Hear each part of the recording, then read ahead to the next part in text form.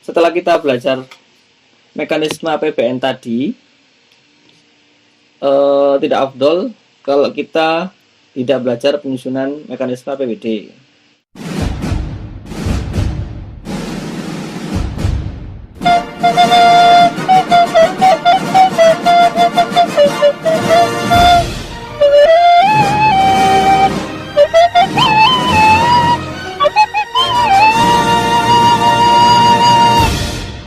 Nah, ini pasti ranahnya sudah yang mengajukan bukan pemerintah pusat atau presiden lagi, tapi gubernur, atau juga kalau gubernur di wilayah pemerintahan provinsi. Tapi kalau yang di wali kota maupun kabupaten itu di wilayah yang mengajukan adalah wali kota dan bupati atau bupati. Oke, pasti mempunyai teritorial yang berbeda-beda. Oke, pasti kalau di APBD seorang gubernur, bupati atau wali kota itu menyampaikan kebijakan secara umum. Nah, terus mengajukan rancangan untuk mengeluarkan peraturan daerah. Oke, yang menyetujui sudah kita pelajari adalah DPRD di daerah. Kemudian tetap diawasi oleh Menteri Dalam Negeri. Nah, kemudian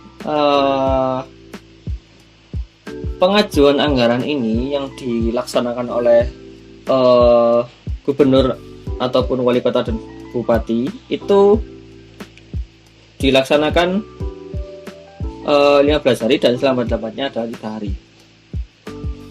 Oke, jangka waktu yang ditentukan oleh Menteri Dalam Negeri.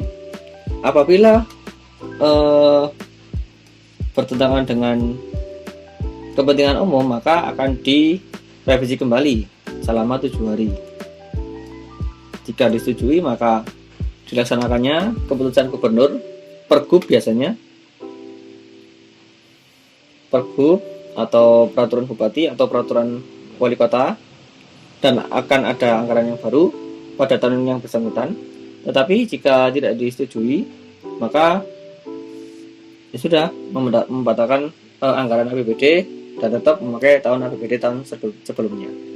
Jadi sebenarnya dari mekanisme APBN dan APBD ini pasti ada pengaruh terhadap jalannya perekonomian di sebuah negara dan jalannya perekonomian di sebuah daerah.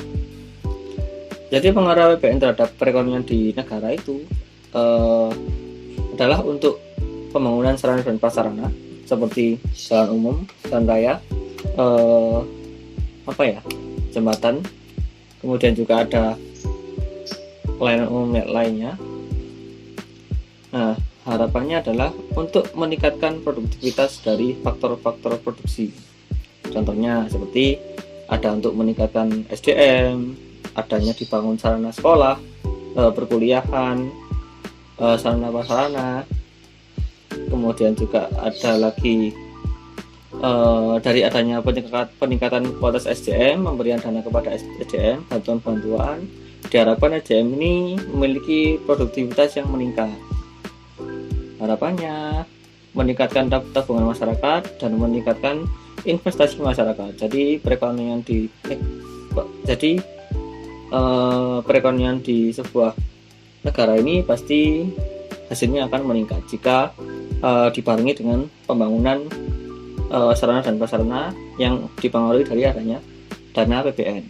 Sedangkan kalau di tingkat daerah, nah jika APBD dilaksanakan secara transparan oleh aparatur negara atau tadi gubernur, wali kota maupun bupati dan diawasi oleh DPRD, maka APBN akan membantu dalam upaya untuk mengurangi kemiskinan. Kemudian harapannya adalah untuk mengurangi pengangguran, adanya kesempatan kerja yang luas, kemudian untuk meningkatkan investasi yang baru di daerah, karena kita tahu bahwasanya negara kita, setiap daerah pasti memiliki potensial berbeda-beda. Ada yang gunung, ada yang pantai, ada yang pariwisata dan lain sebagainya. Pasti setiap daerah memiliki investasi yang baru dan sangat unik sekali untuk dikembangkan di negara kita.